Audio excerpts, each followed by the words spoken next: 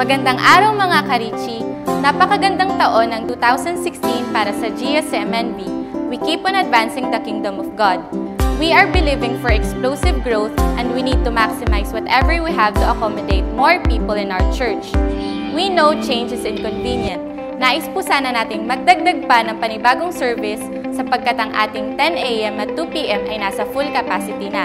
Samantalang patuloy din ang paglago ng ating 7 p.m. simula nang ito'y i-launch last year. Gayunman, dahil sa ating pangangailangan ng mas maraming volunteer, hindi pa natin kakayaning magdagdag pa ng panibagong service. Vision is always greater than the resource, kaya't para ma-maximize natin ang lahat ng volunteers at link-up group leaders natin, tayo ay mag-a-adjust ng oras ng service. Simula po sa linggo, August 7, ang bagong service time po natin is 10 a.m., 12:30 p.m. at 3 p.m. We know that this is inconvenient to some of us who are attending our 7 p.m. service, and we are very sorry for that. Pansamantala lamang po ito, at patuloy tayong nagpaplano at nananalangin for more volunteers and resources to keep up with the growth. Please help us inform everyone regarding our new services schedule. God bless you, Church!